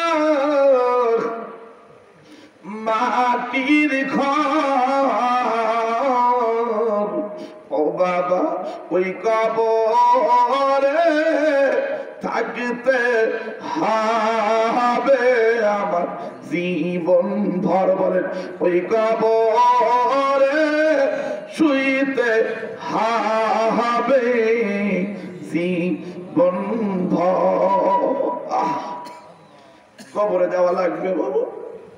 কবরে যখন নামায় তখন বলা হয় বিসমিল্লাহ। আলেম যারা তারা বলছেন বা আর আল্লাহ বিসমিল্লাহ, আল্লাহর নামে, আল্লাহর সাথে কথাটা শিবা জুমলা হয়, কথাটা বাক্য পুরো হয় নাই। নিশ্চয়ই কথাটা পুরো করতে গেলে আগে পিছে কিছু গুপ্ত আছে, বুঝেন? আছে আল্লাহর নামে। আল্লাহর নামে কয় আদাউকা ফি কবরিকা। আমার দেশে দেখি বাবারে ছেলে কবরে নামায়, ভাইকে ভাই কবরে নামায়, আপনজন কবরে নামায় ছেলে, ভাই যদি না থাকে আপনজন কবরে নামে। দুই ছেলে থাকলে এক ছেলে মাথার দিকে আর এক ছেলে পায়ের দিকে নেমে যায়, নেমে একজন উঠে আসে পিছন থেকে, আর একজন মাথার কাছে মাথার বাঁধন খুলতে থাকে। ও বাবা, আর বলতে থাকে বিসমিল্লাহি ওয়া আলা মিল্লাতি রাসূলিল্লাহ। এই বলার পিছনে কারণ ভালো করে বোঝেন। ছেলে বুঝাইতেছে আব্বা জীবনটা বড় তুমি আমার জন্য কাঁদলা, বাবা রে সারা জীবন তুমি না খাই আমারে খাওয়াইলা, জিন্দেগি রাতটা আমার বেদনায় তুমি ঘুমাইতে পারো নাই, ঈদের সময় আমার গায়ে জামা ছিল না, তুমি জামা পরো না, আমার বেদনায় তুমি ব্যথা পাইছো। ও বাবা, ও মা, কোলে কাকে করে মানুষ করছো, আজকে নির্জন স্তরে কেউ তোমার সঙ্গে থাকবে না। আজকে তোমার বিপদের সময় আমার থাকার কথা ছিল, কি আমার থাকার কথা ছিল, কিন্তু বাবা ও মা আমি আপনার কবরে থাকতে পারবো না, আমি উঠিয়ে যাইতেছি ওই আল্লাহর নামে, আদাও কাফি কবরিকা, ওই আল্লাহর নামে তোমাকে কবরে রাখিয়া যাই, আল্লাহ ছাড়া কেউ কবরে থাকবে না।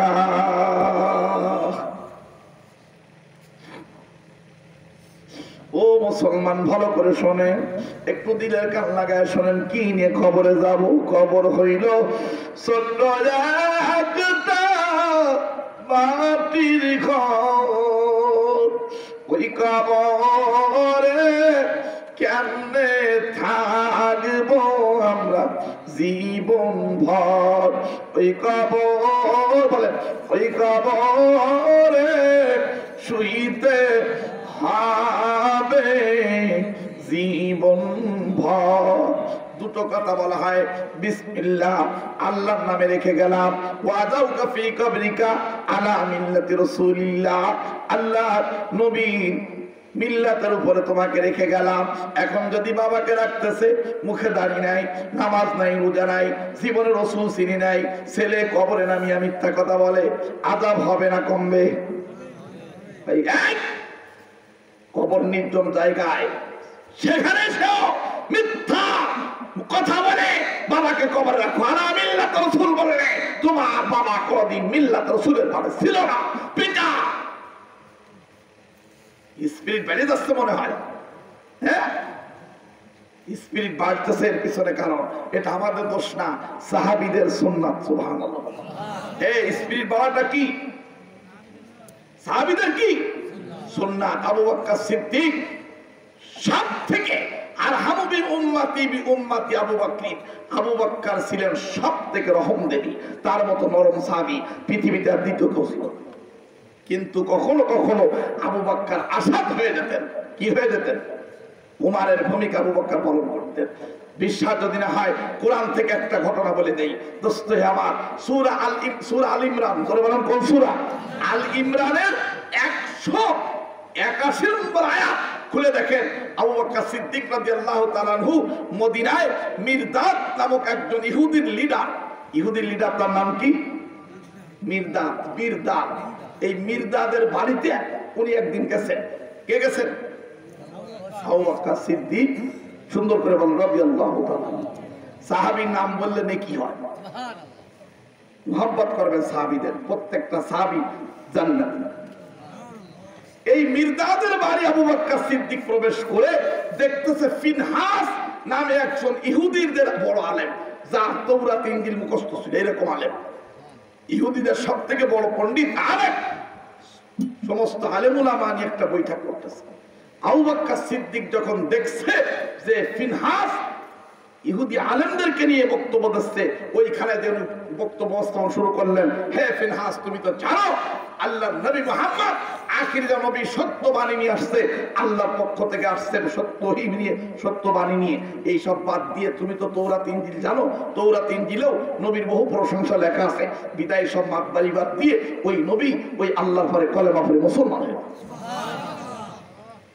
তখন ফিনহাস বলতেছে, কোরআনের একটা আয়াত আছে, আল্লাহ বলছে মানজাল্লাযী ইউকরিদুল্লাহ কারদান হাসানা। এই আয়াত বলে বলতেছে তোর আল্লাহ আমাদের কাছে কর্জ চায়। ইন্নাল্লাহ ফকির ওয়া নাহনু আগনিয়া। কর্জ চায় কেন? সে গরিব মানুষ, ফকির, আর আমরা হলাম ধনী। আল্লাহর কাছে কোনো ঠেকা আমাদের নেই, আল্লাহ আমাদের কাছে ঠেকা বিধায় আমাদের কাছে কর্জ চায়। পলাশ সাদা আবু বকর হাতা গুছাইয়া খাবার একটা দিছে 2.5 মণ 3 মণ। সুবহানাল্লাহ কয় না? নারায়ে তাকবীর বলে, জোরে বলেন নারায়ে তাকবীর। এত জোরে চল দিছে, ফিনহাস দেখতেছে আরেকটা দিলে আমি নিহত হয়ে যাব। বিদায় আবু বকরের সাথে কোনো কথা না বলে তিনি স্বয়ং রাসূলের দরবারে যাইয়া নালি দিছে, গো নবী আপনার আবু বকর আমাকে থাবা দিছে এত জোরে, একটু জোরে দিলে আমি মরে যাব। সুবহানাল্লাহ কয়। আবু বকর বলে আমি শুধু থাবা দেই নাই, যদি আপনার সাথে ইহুদিদের কন্টাক্ট না থাকতো দ্বন্দ্ব করা যাবে না, খুন খারাপি করা যাবে না। আপনি আঘাত করেছেন বিধায় আমি ওর গর্দান উড়াই নাই, না হলে রাসূল আমি আবু বকর এক কোপ দিয়ে ওর বডি থেকে কল্লা উড়াইয়া আপনার সামনে হাজির করে দিতাম। রাসূল কয় কি ব্যাপার, তুমি মারলে কেন?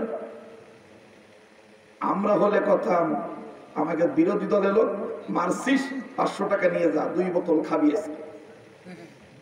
নাকি? হ্যাঁ, নবীর মধ্যে কি এরকম ছিল নাকি? রাসূল বলছেন ওই যে এক মহিলা চুরি করছিল, তার নাম ফাতেমা, তাই ওই ফাতেমা বিনতে জাহাস না হয়ে ফাতেমা বিনতে মুহাম্মদ হলেও আমি হাত কেটে দিতাম। এই জন্য এক আশেক বলেন, এই দেশের মাতবার যারা তারা করে দুর্নীতি। হ্যাঁ, ইহাতে আরো ভালো রাস্তাঘাটে ডাকাতি, রাস্তাঘাটে ডাকাতি,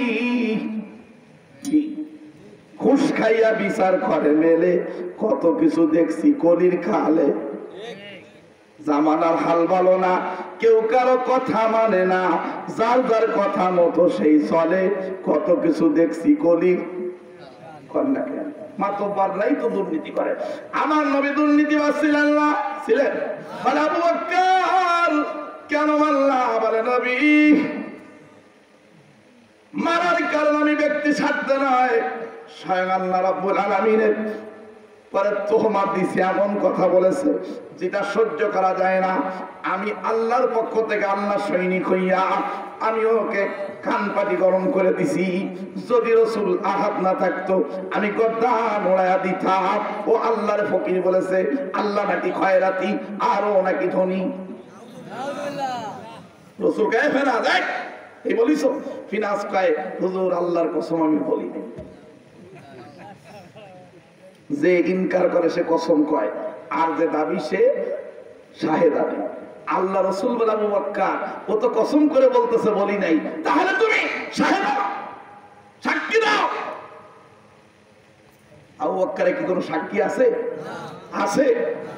আবু বকর নবী আমি কি সাক্ষী দেব? তো বলেছে আল্লাহ বলে জিবরিল আমার আবু বকরের কোনো সাক্ষী নাই, তাড়াতাড়ি চলে যাও, তুমি সাক্ষী হও। আমি আল্লাহ সাক্ষী। লাকাদ সামি আল্লাহু কাওলাল লাযিনা ক্বালু ইন্নাল্লাহা ফাকির ওয়া নাহনু আগনিয়া সানাকতুবু মা ক্বালু। সরে বল আল্লাহু আকবার। এই শোনাবো একদিন, আজকে তো বেশি রাত হয়ে গেছে দোস্ত। এই আয়াত নাযিল হয়ে গেল, সাথে সাথে জিবরিলকে আল্লাহ বলে দাও নবীর সামনে যে ওই ফিনহাস এই কথা বলেছে। আবু বকর নরম ছিলেন, মাঝে মাঝে গরম হয়ে যাইতেন। আমরা হুজুররা কোনদিন তেলের দাম বাড়লে রাস্তায় মিছিল করি নাই, বেগুনের দাম বাড়লে মিছিল করি নাই, এই তারপরে কয়লার দাম বাড়লে মিছিল করি নাই, খাদ্যের দাম বাড়লে মিছিল করি নাই। কখনো রাজপথে দুনিয়ার ব্যাপার নিয়ে মিছিল করে না। আল্লাহ আল্লাহ বিরোধী কোনো কথা বললে খানকা ছেড়ে মাদ্রাসা ছেড়ে উলামা ইকরাম রাজপথে নেমে যায়। নবীর বিরুদ্ধে কথা বললে আমরা বরদাস্ত করতে পারি না। আমাদেরকে তোমরা নামাও, এই জন্য রাস্তায় নামে, নাইলে আমরা তো খানকায় লোক, আমরা তো মাদ্রাসায় লোক, আমরা তো গভীরাতে কাদা লোক, আমরা তো তাহাজ্জুদ পড়নেওয়ালা, আমরা রাস্তায় লাফানো লোক না। এই রাস্তায় লাফানো এটা সাহাবীদের সুন্নাহ। সুবহানাল্লাহ কয় না? কষ্ট হইতেছে বাবা, কষ্ট হয়, তাহলে মাদ্রাসায় পড়লে এলেম শিক্ষা দিলে লাভ হয় না ক্ষতি হয়? লাভ হয় না ক্ষতি হয়? কি যে লাভ বাবা, মাদ্রাসায় পড়াইলে তার ছাত্র আল্লাহ, তার আল্লাহ ওলি হয়। আমি কোরআন হাদিস দিয়ে বাকি একজন শোনাবো। আমি একটা মাদ্রাসার মোতাবেক আমার একটা মাদ্রাসার জ্বলন্ত কাহিনী আপনাদেরকে বলে দেই, শুনতে রাজি আছেন? কে কে রাজি? হাত তুলে দেখেন। নারায়ে তাকবীর, নারায়ে তাকবীর। একটু জিকির করেন লা ইলাহা ইল্লাল্লাহ, লা ইলাহা ইল্লাল্লাহ, লা ইলাহা ইল্লাল্লাহ, লা ইলাহা ইল্লাল্লাহ। বলো রে মুমিন গো, ওরে কবরের মাটিতে বুঝতে পারিবি রে মন, এই তাওহীদি কলেমার কতই গুণ। লা ইলাহা ইল্লাল্লাহ ইল্লাল্লাহ, চলে লা ইলাহা লা ইলাহা ইল্লাল্লাহ। বলো লা ইলাহা আল্লাহু আল্লাহ আল্লাহু আল্লাহ, আরো জোরে আল্লাহু আল্লাহ।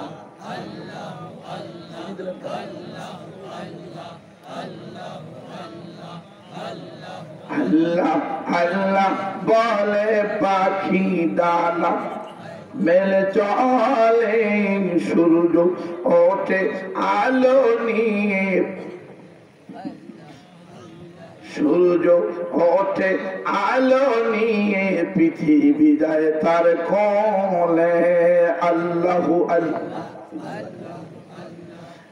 চলে আল্লাহু আল্লাহ, লা ইলাহা ইল্লাল্লাহ মুহাম্মাদুর রাসূলুল্লাহ সাল্লাল্লাহু আলাইহি ওয়াসাল্লাম তাসলিমান কাসীরান কাসীরা। কুরআন মানুষকে কেমন হিদায়াত দিতে পারে, এই ঘটনার একদিন শোনাবো। আজকে একটা ছোট্ট কাহিনী বলে যাই বাবা। আমি আজ থেকে 8 বছর পূর্বে যমুনা সেতুর এপার তথা সিরাজগঞ্জ থেকে যখন যাবেন, সিরাজ রোড থেকে সামনে যাইয়া একটা মোড় আছে, যেই মোড়ের নাম কড্ডার মোড় আছে না? বনপাড়া থেকে সামনে সিরাজগঞ্জ রোড, সিরাজ রোড থেকে সামনে গেলে কড্ডার মোড়, এরপরে একটানে চলে গেল যমুনা সেতু। ওই কড্ডার মোড় থেকে ডাইরেক্ট রাস্তা নেমে গেল। 3 কিলোমিটার যাওয়ার পর একটা গ্রামের নাম দিনা কামালিয়া। অনেকবার আল্লাহ আমাকে ওই গ্রামের তাফসীর মাহফিলে নিছে। আমি ওইবার যাওয়ার পরে এক মুরব্বী আমার আলোচনা শেষে আসছে আমার পাশে বসে, বলে হুজুর আমার একটা ছেলে আপনার মাদ্রাসায় নেওয়া লাগবে। আমি বলি বাবা কত বয়স? কয় বেশি বয়স না, ছেলেটা আমার সামনে আসছে। আমি বললাম থাকতে পারবেনি? উনি বললেন হুজুর ভর্তি করে নেন। নিবেন কিনা বলেন? আপনি দোয়া করেন, আমিও দোয়া করি। আপনার ভালো লাগে আমার ছেলেটা আপনার মাদ্রাসায় দেব। উনার হাসরাত দেখে আমি বললাম বাবা নিয়ে আসেন, আপনার ছেলে আমি ভর্তি করে নেব। উনি রমজানের 8 দিন পরে মাদ্রাসা খুললো, উনি চলে আসছেন, মাদ্রাসায় ভর্তি করে দিয়ে গেল। ওই ছেলেটি পড়াশোনা করে হঠাৎ করে একদিন ওর বড় ভাই আমার নাম্বারে মোবাইল দিয়ে কান্দে হুজুর। আমি বললাম ভাই কাঁদেন কেন? ব্যাপার? কারণ আমি অনেকবার যাওয়ার সূত্রে তাদের অত্যন্ত চিনি। ভাই কাঁদেন কেন? ব্যাপার কি? বলে হুজুর আমার ভাইটি নাকি মারা যাবে। আমি বললাম কেমন করে আপনি নিউজ পাইলেন? কয় আমার ভাইটি আব্বার কাছে মোবাইল করছে, শুনি আব্বা ওখানে মা কান্দে, আমি তার ভাই জন্য একটু খবর জানতে চাই। কারণ পৃথিবীতে মা মরিলে মা ডাকা যায়, মেয়ে নিয়ে কোলে, বাপ মরিলে বাপ ডাকা যায়, ছেলে নিয়ে কোলে। সাদের ভাই মরিলে ভাই মেলে না, সারা দুনিয়া খুঁজবে। সাদের ভাই মরিলে ভাই পাইবা না, সারা জনম কান্দিলে। ভাই পাওয়া যায়? আজকে দৌড়ের ভাইতে ভাইতে কত মিল। 3 ঘর থেকে 3 পেট নিয়ে আসছে, সে এমন শুরু করে দিয়েছে এক ভাই আরেক ভাইরে বউর কথা মারে মতো মারে। কি আছে আপনাদের দেশে? আছে। আর এক শ্রেণীর যুবক আছে বউ পাগল, বউ পাগল। বাবার টাকায় বিদেশ যাও, বউর নামে টাকা পাঠাও, বাড়িতে এসে দেখতে পাও বউ বাইতেছে অন্য নাও। যদি কিছু কইতে যাও নির্যাতনে মামলা খাও।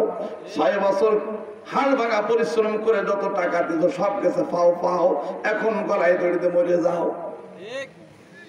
আছে আপনাদের দেশে? আছে। এই রোগী এই রোগী আছে। বাবার টাকা বিদেশ যাও, বউর অ্যাকাউন্টে টাকা পাঠাও, বাড়িতে এসে দেখতে পাও বউ বাইতেছে অন্য নাও। যদি কিছু কইতে যাও নির্যাতনে মামলা খাও।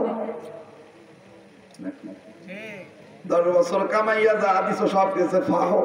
আমার মতো লোকের কাছে যদি কও কান ফাটানো থাবা খাও, দিলি কেন? বউর নামে দিলি কেন? বাবার নামে দিতে পারতিস। বাবা শুনেন, আমি বললাম ভাই কাঁদবেন না, আপনি কাঁদেন না।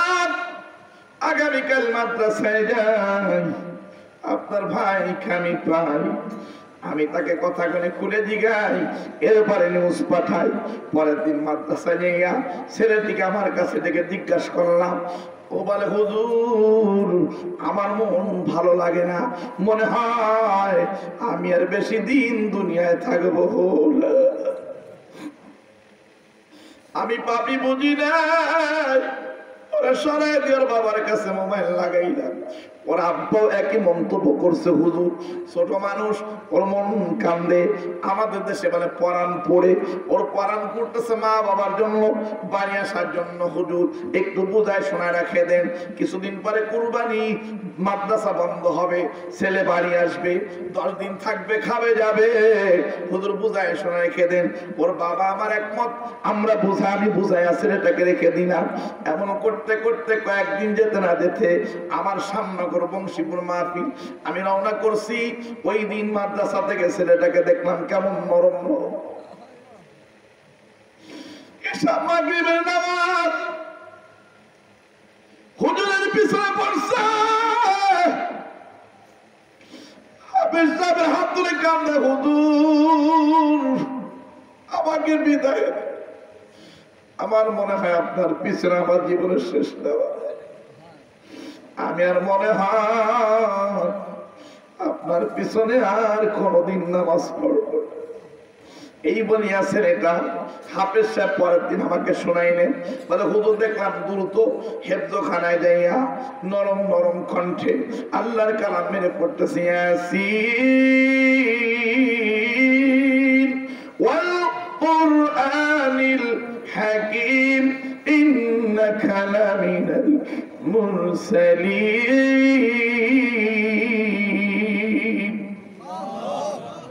আর পকেট থেকে একটা কলম বের করছে, কলম বের করিয়া ছোট্ট একটা সাদা কাগজের টুকরায় লিখতেছে, আব্বা আমি মরার পর আপনি কাঁদবেন না,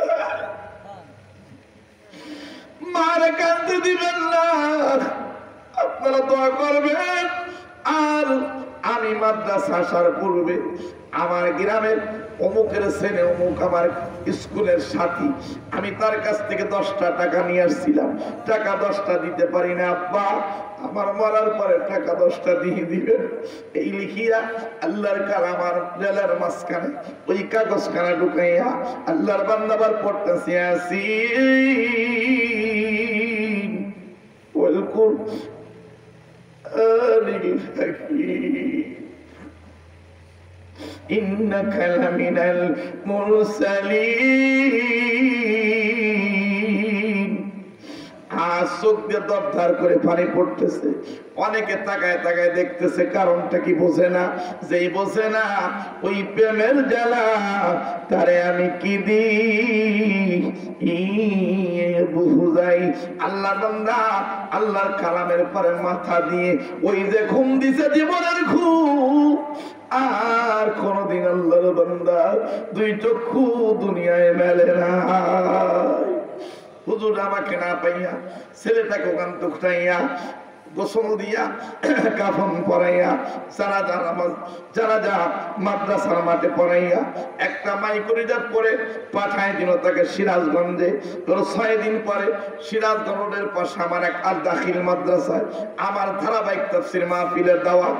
আমার নামে মাইকিং শুনে ওর বাবা আমার কাছে মোবাইল করে কান্দে, বলে হুজুর আমার বাড়ির পাশে আসবেন, আমার বাবার কবরটা একটু জিয়ারত করে দাও। আমার তামান্না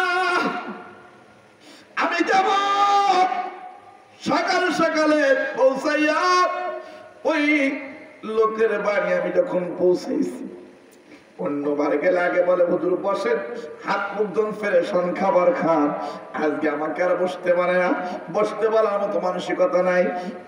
আমাকে জড়াই ধরে কান্দে, হুজুর আমার বাবা খবরে। ওর মা ঘর থেকে ডাক দেয়, হুজুর ছেলেকে দিতাম আপনার হাত ধরে, আমার ছেলেকে পাঠাই দিন আপনি মাইক্রো ভরে। আমার বাবা কবরে, মা বাবা কেমনে সহ্য করে?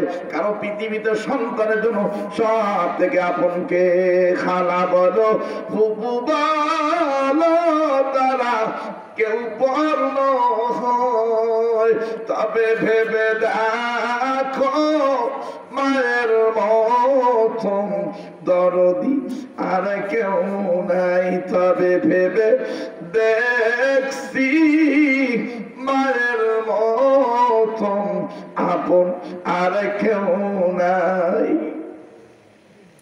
চাচা বালা মামু বালা তারা কেউ পূর্ণ, তবে ভেবে দেখো আবার মতন দরদি আর কেউ নাই। ও বাবা ভালো করে শোনেন, মা বাবা এমন ভাবে কান্দে, আমি তাদেরকে কি দিয়ে আমি অধম বুঝাবো? ওই মুহূর্তে আমার একখানা নবী করিম সাল্লাল্লাহু আলাইহি ওয়াসাল্লামের একখানা হাদিস আমার মনে পড়ে গেল। আমি বললাম বাবা কাঁদবেন না, মা কাঁদবেন না, আপনাদের কপাল বড় ভালো। আল্লাহ রাসূল বলেছেন মান জাল মউত ওয়া হুয়া ইয়াতিমুল ফাবাইনাহু ওয়া বাইনান নাবিয়িনা দারাজাতান ওয়াহিদাতান ফিল জান্নাহ। কোরআন সন্তান এলমাদিন কোরআন সুন্নাহ শিখতে শিখতে যদি মনে যায় আল্লাহ রাসূল বলেছেন, আল্লাহ নবীর কথা সত্য না মিথ্যা? আরো জোরে বলেন সত্য। কত ভাগ সত্য? 100% সত্য, এর মধ্যে কোনো সন্দেহ নাই। রাসূল বলেছেন মান জা আল মউত ওয়া হুয়া ইয়াতিমুন, যদি কোনো সন্তানের মৃত্যু হয়, কোনো মানুষের মৃত্যু হয় এমন অবস্থায় ওয়া হালিয়াহু, এমন অবস্থায় সে ইলমে দ্বীন শিখতেছে। এর অর্থ হলো ইলমে দ্বীন শিখতে শিখতে কোনো তালেবে ইলম যদি মারা যায়, তার মর্যাদার বেশি বাইনাহু ওয়া বাইনান নাবিয়িনা দারাজাতান ওয়াহিদাতান ফিল জান্নাহ, জান্নাত ওই সন্তান নবীদের সমান মর্যাদা পায়। আমি বললাম মা কাঁদবেন না, বাবা কাঁদবেন না, আপনার ছেলে মাদ্রাসায় ছাত্র অবস্থায় কোরআন শিখতে শিখতে দুনিয়া থেকে চলে গেছে। एक दिन मरना है आखिर मौत है, एक दिन मरना है आखिर मौत है, कर ले जो करना है आखिर मौत है। ভালো মৃত্যু হইছে। আল্লাহর ওলিরা দেখছি নানপুর হুজুর সুলতান আম্মা সাহেব নানপুর হুজুর যখন নামাজ আনতে হাত তুলতেন আল্লাহর কাছে কাঁদতেন, জিস গড়ি নিকলে বদন সে মেরে জান, জিস গড়ি নিকলে বদন সে মেরে জান, কালমায়ে তাওহীদ হো বেরদে যাবা। আল্লাহ পশুর মতো মৃত্যু দিও না, গরু ছাগলের মতো সিগারের মতো মৃত্যু দিও না। আল্লাহ মানুষ রূপে ইমানদার বানা মৃত্যু দিও, যে এই সময় আমার দেহের থেকে জানটা বের হয়, আমার জবানে যেন কলেমা তাওহীদ চালু হয়ে যায়।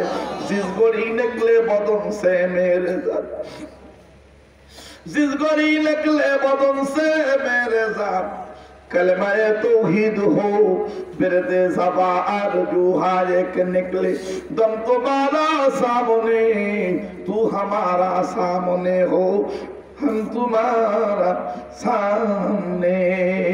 ओ बाबा मृत्युबरण करा लागबे कि लागबे ना? আমি বলি মা কাঁদবেন না, বাবা কাঁদবেন না। আল্লাহ নবী বলেছে কোন সন্তান ইলমে দ্বীন শিখতে শিখতে মরে গেলে সে জান্নাতে নবীদের মর্যাদা পায়। ও মা আপনার কপাল ভালো, আব্বা আপনার কপাল ভালো। আজ হোক কাল হোক দুনিয়া থেকে যাওয়া লাগবে। এই দুনিয়া চিরদিনের নয়, এই দুনিয়া চিরদিনের নয়। এই দুনিয়াকে চিরদিনের যাওয়া লাগবে কি লাগবে না? যাওয়াই যখন লাগবে, আপনার ছেলে তো কোরআন পড়তে পড়তে মারা গেছে, নবীর মর্যাদা পাবে। আপনার ছেলে নবীর সঙ্গে জান্নাতি, আপনারা মা বাবা অটোমেটিক হইয়া যাবেন ওই সন্তানের সঙ্গের সাথী, আপনারাও বিনা হিসাবে জান্নাতি। তো আপনারা কি চান এইরকম বিনা হিসাবে জান্নাতে যাইতে? কে কে চান একটু হাত তুলে দেখান। নারায়ে তাকবীর। আল্লাহ তুমি কবুল করো, সকলে বলো আমিন। হাতগুলো উঠে রাখেন, উঠে রাখেন। আপনারা কি চান? চান? তাহলে বাবা পায়ে ধরে বলে যাই, একটা ছেলে, ছেলে না হলে ছেলের ছেলে, পুতা পত্নী নাতি নাতনি, হাত নামান, পুতা পত্নী নাতি নাতনি, একটা হলো মাদ্রাসায় দিয়া ইমাম বানাবেন, মাদ্রাসায় দিয়া আপনার জানাজার ইমাম বানাবেন। কোন কোন ব্যক্তি রাজি হাত তুলে দেখান। নারায়ে তাকবীর, নারায়ে তাকবীর। আল্লাহ কবুল করুক সকলকে। আমি 100% লোক হাত তুলে স্বীকৃতি দিতে, হাত নামান স্বীকৃতি দিতে আপনার মাদ্রাসা ছেলে মেয়ে দেবেন। আমার 4টে ছেলে মেয়ে, 4টা এরা মেধাবী, 4টেই মাদ্রাসা করে দিচ্ছে। আস্তে কর, 4টেই মাদ্রাসা করে দিছি। আমি দেখছি আমার আব্বা আমাকে মাদ্রাসায় দিয়েছেন, সমস্ত আত্মীয়স্বজন বিরোধিতা করছে। কারণ আমি ছাত্র জীবনে আল্লাহ পাক আমার তুখার বেরেন দিয়েছিলেন। আমি যখন মাদ্রাসায় গেছি, আমি ক্লাসে কোনদিন সেকেন্ড হই নাই। সুবহানাল্লাহ, কোন মাদ্রাসায় আমি ক্লাসে সেকেন্ড হইনি। এইরকম লেখাপড়া করছি, অগাধ টাকা আব্বা আমাকে দিছে। আমার আব্বা বড় ধনী মানুষ ছিলেন, পড়াইছে। আমি দেখছি আমি মাদ্রাসায় পড়ে আমি যখন ঠকি নাই, আমার ভাইয়েরা ছোটটা আমার প্রাইমারি স্কুলের মাস্টার, একেবারে ছোটটা কলেজের প্রফেসর, তথাপি তারা আমার পাস করে। সুবহানাল্লাহ, সুবহানাল্লাহ বলবেন না? আমি ওদের বলি, ভাইটি হাটাদারি মাদ্রাসায় থাকতে তোদের সিটি লিখছে, আয় ভর্তি হয়ে যা। তোরা বলছিস যে ন ভাই গেছে, আমি ন ভাই গেছে মাদ্রাসায়, আমরা মাদ্রাসায় পড়বো কেনলে? সুবহানাল্লাহ। এখন এমএ পাস করে বেতন পায় আমার থেকে বেশি, কিন্তু আমার থেকে সুখী না। সুবহানাল্লাহ। মাদ্রাসায় পড়লে লাভ হয় না ক্ষতি হয়? আমি দেখছি, আমি আমার আব্বা আমাকে মাদ্রাসায় দিয়ে আমি ঠকি নাই। আমার 4টে ছেলে মেয়ে আল্লাহ রাস্তা, কার রাস্তায়? আহা, আমি আমার একটা বিশ্বাস, আমার পরিবারের যত লোক মারা গেছে সব লোকের জানাজা আমি দিছি। আল্লাহ, আমি মরে গেলে আমার সন্তান যদি আমার জানাজা দেয়, এর থেকে পাওনার কিছুই পৃথিবীতে নেই। আমি কুমিল্লা মাহফিল করে ওই যে চাপাইলাম আপনার সোনা মসজিদ থেকে সামনে তেলকুপি বর্ডারে আমি রওনা করছি। যখন যমুনা সেতু পাড়ি দিচ্ছি, আমার বড় ভাই মোবাইল করে বলে, ভাইডি কোন জায়গায়? বাড়ি চলে এসো, আব্বা দুনিয়ায় যায়, আব্বা দুনিয়ায় যায়। কত শ্রদ্ধেয় বাবা কত না কষ্ট করছে। আমি বাড়ি গেলে আব্বা বলতো, বাবা তুমি বাড়ি আসলে আমার কোনো রোগ ব্যাধি থাকে না। ছেলে মেয়ে বড় বড় হয়ে গেছে, তবু বাড়ি যাই না। আব্বা বলো, বাবা তুমি আমার পাশে ঘুমাও, তুমি আমার পাশে ঘুমাও। পাগল পারা হয়ে যেতেন আমার জন্য। আমি বাড়ি গেলে কোথায় মুরগি পাবে, কোথায় কিভাবে ব্যস্ত হয়ে যাইতেন। সেই বাবা দুনিয়ায় নাই। খবর পাই ওখান থেকে রওনা দিলাম। আস্তে আস্তে শীতের মধ্যে রাত 11:30টায় বাড়ি পৌঁছেছি। দেখি বাড়িতে লোকজন ভরা, কারণ আমার আব্বা ছিলেন ইউনিয়নের অত্যন্ত একটা দামি মানুষ। স্কুল, প্রাইমারি স্কুলে হেডমাস্টার, কিন্তু তাহাজ্জুদ গুজার ছিলেন। বাবা কলেজের সভাপতি, স্কুলের সভাপতি, মাদ্রাসার সভাপতি। বাবা বিরাট একটা মূল্যবান বিধায় রাত 12টার সময় বাড়ি ভরা লোক। আমি বললাম ভাই, আমার বড় ভাইরে বললাম ভাইজান, বড় ভগ্নিপত্রে বললাম দুলা ভাই, আব্বার লাশটা রেখে দাও, সকালে জানাজা দেবো। বলে না, জোহরের আজানের সময় মারা গেছে, তোমার জন্য শুধু অপেক্ষায় আছে। সবাই দেখো বসে আছে, একটু জানাজা পড়ে না। রাত 12টায় জানাজা দিলাম। সামনে লাশ নিয়ে যখন বলতেছে আল্লাহুম্মা গফিরলি, সেই দৃশ্য আমি বলতে পারবো না। আল্লাহুম্মা গফিরলি হাইয়িনা ওয়া মাইয়িতিনা।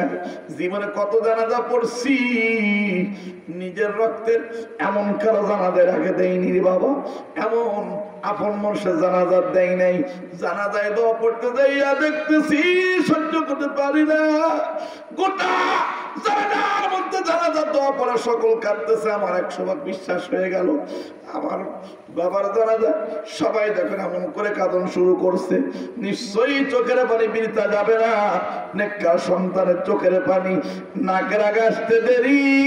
মা বাবার খবরে জান্নাতের বিছানা আল্লাহ বিছাইতে করে না আল্লাহ পরিবার। ও বাবা, এই জন্য পায়ে ধরে বলে যাই, ওয়াজ করা ছিল অনেক, আল্লাহ সুযোগ দিলে একদিন করা যাবে। আপনাদের হাত পায়ে ধরে বুঝায় বলে যায়, একটা সন্তান হলেও মাদ্রাসায় দিয়া ইমাম বানায়া যান, সে যদি দোয়া করে প্রত্যেকটি মাহফিলে যাইয়া, আমি মা বাবার জন্য দোয়া করি, একটা মাহফিলে একদিন দোয়া যদি কবুল হইয়া যায়, নিশ্চিত মা বাবা হবে জান্নাতি। আমরা তো ভুল করতেছি। দুনিয়া ক্ষণস্থায়ী, এই সম্পদ কিছু সাথে যাবে যাবে। এই যে নয় তোর আসল বাড়ি, কবর যে তোর আসল ঠিকানা। বলেন, এই যে নয় তোর আসল বাড়ি, কবর যে মত না, কবর যে মর আসল ঠিকানা। আসল ঠিকানা কি? ও তুই এই দুনিয়ার মায়ায় পড়ে করছ কত বাহানা, এই যে নয় তোর আসল বাড়ি, কবর যে তোর আসল ঠিকানা। আল্লাহু আকবার। বাবা, আর একটা কথা বলে যাই, এই যে একটা মাদ্রাসা দেখেন না, এই মাদ্রাসা এলাকায় হলে লাভ না করা কি লাভ? দেখেন কি লাভ, কি লাভ বুঝি না। আপনি আমি মারা গেলাম, জানা যায় মাইকিং হলো, হাজার হাজার লোক আসছে, তার মধ্যে 98% লোক জানাজা দোয়া জানে না। মাদ্রাসা তালবে ইলম, আলেম ওলামা, মসজিদের মুয়াজ্জিন, আর সমাজে 2% লোক হয়তো দোয়া জানে, বাকি 95 বা 98% লোক জানাজা দোয়া জানে না। তাহলে হাজার হাজার লোক এসে আপনার জানাজা দ্বারাই লাভ। আপনার এলাকায় যখন একটা মাদ্রাসা হবে, এখানে যখন 50 জন ছাত্র থাকবে, 100 জন ছাত্র যদি থাকে, এরা সম্মিলিত ভাবে আপনার জানাজায় যে দাঁড়াবে, 100 ছেলের মধ্যে 2-1টাও যদি আল্লাহর ওলি থাকে, ও বাবা, ওর দোয়া কাজে লেগে আপনাকে জান্নাতে পাঠাবার ওসিলা হয়ে যাবে। এই জন্য প্রত্যেকটা এলাকায় মাদ্রাসা থাকা উচিত। মাদ্রাসা এলাকায়, যে এলাকায় মাদ্রাসা থাকে, ওই এলাকায় আল্লাহর রহমত নাযিল হয়। সেটা কি? তালবে ইলম। আপনি যাই গিয়ে দিচ্ছেন, আপনার বাড়ি যাবে, আপনার বাড়ি পর্যন্ত ফেরেশতা যে চরিত্র শয়তান ফলাইতেছে, তালবে ইলম গেলে আপনার বাড়ি ফেরেশতার আনাগোনা থাকবে। হাজারো উদাহরণ আমার কাছে আছে। আমি 30 বছর জিন্দেগি ভোর আলোচনা করতেছি, সারা রাত উদাহরণ দিলে শেষ হবে না, কিন্তু আপনাদের কষ্ট হয়ে যাবে, কারণ মুরব্বী আছেন, আমি আর কষ্ট দিব না। প্রতিশ্রুতি দিতে চাই, মাদ্রাসায় ছেলে মেয়ে পড়াবেন, সাথে সাথে কোন ব্যক্তি 5 ওয়াক্ত নামাজ পড়তে রাজি, হাত তুলে দেখান। নারে তাকবীর। নারায়ে তাকবীর। যুবক পা ধরে বলতেছি নামাজ ছাড়বা না, রাজি আছো ইনশাআল্লাহ? এই রাজি আছেন? 5 ওয়াক্ত হাত নামান। 5 ওয়াক্ত নামাজে কয় রাকাত ফরজ? এই যে সবে মেরা এই যে চলতেছে, রজব মাস চলতেছে, আল্লাহুম্মা বারিক লানা ফি রজব ওয়া শাবান। এই রজব মাসেই আল্লাহর রাসূল মেরাজে যাই আল্লাহর কাছ থেকে আপনার আমার জান্নাতের সার্টিফিকেট নিয়ে আসছেন। কি নিয়ে আসছেন? জান্নাতের কি টিকিট নিয়ে চলে আসছেন। সেটা হলো 5 ওয়াক্ত নামাজ। যে উম্মত 5 ওয়াক্ত নামাজ পড়বে, এই 5 ওয়াক্ত নামাজে ফরজ কয় রাকাত? ফজরে, যোহরে, আসরে, মাগরিবে, ইশায়। 18 দিনে দোষ ছিল, 17 দিছে, 18 দিনে দোষ ছিল। মাগরিবে 1 রাকাত বাড়াইয়া অথবা 1 রাকাত কমাইয়া 16 বা 18 করলে দোষ ছিল। 17 দিলেন বলে, 17 দিলেন কেন? কেন দিলেন? কারণ আছে। আল্লাহর কোনটা জিনিস হিকমতের থেকে খালি নাই। তার কারণ যোহরের 4, আসরের 4 কত হলো বাজান? দিনে না রাতে? আল্লাহর এই বান্দা দিনের বেলা 8 ফরজ আদায় করবে, জান্নাত কয়টা? দিবালকের নাই উজ্জ্বল জান্নাতের 8টা দরজা আমার আল্লাহ এই 8 রাকাতের বিনিময়ে খুলে দেয়। মাগরিবের কয় রাকাত? 3 রাকাত। ইশায় 4 রাকাত। রাতে না দিনে? জাহান্নাম কয়টা?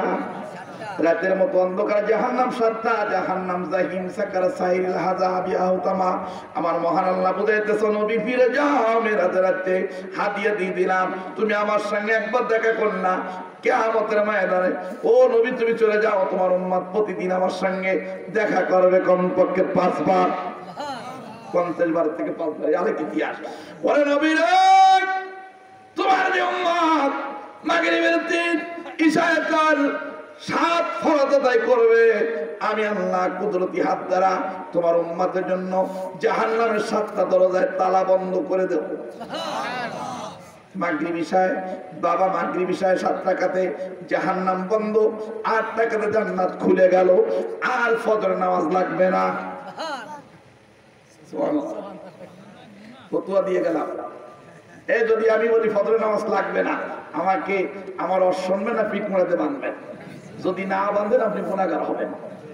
উলামা ইকরাম মাঝে মাঝে রাস্তায় নামে দেখেন না, ওই পাপ থেকে বাঁচার জন্য, দায় মুক্ত করার জন্য। নবীর বিরুদ্ধে কথা বললে আমরা যদি না নামি, তাহলে রসুল যদি আমাদের বিরুদ্ধে মামলা করে, আল্লাহর কাছ থেকে আসামি হয়ে জেলে যা ছাড়ার উপায় নেই। বিদায় এই মামলার থেকে খারিজ হওয়ার জন্য রাস্তায় নামে। বলেননি কথা? এ বাবা, ফজরের 2 রাকাত লাগবে। হ্যাঁ, কই এক শ্রেণী আছে যে বাবার কাছে মুড়ি দিলে নামাজ রোজা লাগে না। এগুলো পীর না শয়তান? এ পীর পিশাব না পিশাব? এগুলো পীর পিশাব না পিশাব? এ পীর সাহেব না, এগুলো পিশাব। বুঝি আসে না? বুঝি আসে না? নবী থেকে বড় পীর পৃথিবী থেকেও আছে। ইন্তেকালের আগ পর্যন্ত নামাজ নামাজ, আসসালাত সালাত সালাত সালাত, নামাজ নামাজ নামাজ, এরকম করতে করতে ইন্তেকাল। এখন বলে নামাজ পড়বো কার কাছে? ইমাম পায় না। তুই ইমামতি কর, কষ্ট হইতেছে। বাবা, ফজরের 2 রাকাত হুজুর এসে গেছেন, সিগন্যাল পড়ে গেছে মনে হয় দোয়া করার জন্য। এবার ফজরে কয় রাকাত? 2 রাকাত। রাতে না দিনে? রাতেও না দিনও না, মাওলা তোমায় চিনতে পারলাম না। আল্লাহু আকবার। ওই যেই বসে না ওই প্রেমের জ্বালা, তারে আমি কি দিই বুঝাই। আমার মহান আল্লাহ কেমন প্রেমের আল্লাহ। নামাজ দিলেন ফজরের 2 রাকাত, এটা রাতেও না দিনেও না। যেমন বর্ডার লাগাইতে দেখবেন জায়গার একটা সীমানা আছে, যেটাকে ইংলিশে নো ম্যানস ল্যান্ড। কি নো ম্যানস আছে না? সময়ের একটা বর্ডার আছে। এক রাকাতকে নেবে রাতের দিকে, আর এক রাকাত দিনের দিকে। আল্লাহু আকবার। এক রাকাতের বিনিময়ে উম্মতের নবী গো তোমার উম্মতের দিনের গুনাহ হবে মাফ, আর এক রাকাতের বিনিময়ে তোমার উম্মতের রাতের গুনাহ করে দেব মাফ। ফজরে 2 রাকাতে রাত দিনের গুনাহ মাফ, 7 রাকাতে জাহান্নাম বন্ধ, 8 রাকাতে জান্নাত খুলে গেল। এই জন্য রাসূল বললেন মানাদ্দা সালামা আকরামাহুল্লাহু তাআলা বিখামস খিসাল। ও রাসূল আপনার উম্মত 5 ওয়াক্ত নামাজ পড়বে, সর্বনিম্ন পুরস্কার দেব আমি আল্লাহ 5টা। অনেক মুফতি আছে আলেম ওলামা নামাজ পড়ব কোথা গায় কয় কিলা ওয়ারাদা ফিল হাদিস, কিলা যেখানে আসে এই হাদিসটা অনেকে দুর্বল বলে। আমি বলবো হাদিস পড়াইতে গেলে কিছু উসুল জানা লাগে, উসুল জানা লাগে। কেলায়রা তাফসীরের উসুল জানে না, মুফাসসির হয়ে গেছে। আয়াত পড়ে একটা, তরজমা করার একটা, ক্যাসেট শুনে শুনে বক্তা হয়ে একটা আন্তর্জাতিক খ্যাত, কিচ্ছু জানে না। অহংকার করতেছি না, বাস্তব যেটা বলতেছি। ভুল বলার উস্তাদ। আজকে ইউটিউব খুললে আমাকে অনেক বক্তা বলে হুজুর আপনি বাংলাদেশের সবচেয়ে টপে থাকবেন। আমি ডাউনে থাকি, তোরা টপে ওঠ। যা 30 বছর চালায়, তারপর দেখি আমি মিডিয়া বন্ধ করে দিয়ে মারো। সুবহানাল্লাহ। উদ্দেশ্য কি? উদ্দেশ্য কি বুঝতে হবে। ইউটিউব খুললে এক বক্তার পিছনে এমন লাগা লাগছে, আর কিছুদিন পরে হুজুরদের মুখে মাসে থুত মারবে। পাবলিক বলবে হুজুর ওয়াজ বাদ দেন, আমরা ওয়াজ করি আপনারা শোনেন। এমন একটা সিচুয়েশন আমরা তৈরি করে ফেলেছি। কমছে হিংসা জ্বালায় বলে যাচ্ছে, যে কটা লেখাপড়া জানে না সব কটাই একজন একজন লাগছে। যারা আন্তর্জাতিক মানের আলেম তারা কারো সমালোচনা করেন। দেখেন চ্যালেঞ্জ করলাম, সমালোচনা করেন। এই চুট্টা বাটপার কতগুলি আছে, এইগুলি উলামা কেরামের সমালোচনা করে ওদের পরিবেশটা নষ্ট করে দিচ্ছে। রাগ করলেন আমার কথা? আরে আমার তো দাঁড়িয়ে 30 বছর আর কয়দিন বাঁচবো বলে যায়। আমি সিনিয়র হয়ে গেছি, বলবো তো বলবে কি? কিলা বলে আমি না দুর্বল হাদিস। আমি বলছি কিলা দুর্বল হাদিস। ফাজাইলের ব্যাপারে দুর্বল হাদিস বললেও রাসূল বলেছেন সর্বনিম্ন পুরস্কার কয়টা? 5টা। যদি এই তর্জমা করা হয় তাহলে নামাজের অসংখ্য পুরস্কার আছে, সর্বনিম্ন 5টা বললে ক্ষতি নেই। সুবহানাল্লাহ। কিলা ওয়ারাদা ফিল হাদিস মানাদ্দা সালাওয়া আকরামাহুল্লাহু তাআলা বিখামস খিসাল। আল্লামা যাকির রাহমাতুল্লাহ আলাইহি ফাজাইলে আমলের মধ্যে নামাজের অধ্যায় হাদিস টানছে। সুবহানাল্লাহ। জাকারিয়া মুহাদ্দিস জাকারিয়া রাহমাতুল্লাহ আলাইহি আমার মতো কি সুটকি আলেম, তার জুতোবার যোগ্যতা আমার আছে। তিনি বোঝে না হাদিস নিয়েছে, তুমি বলো মুহাদ্দিস হয়ে গেল।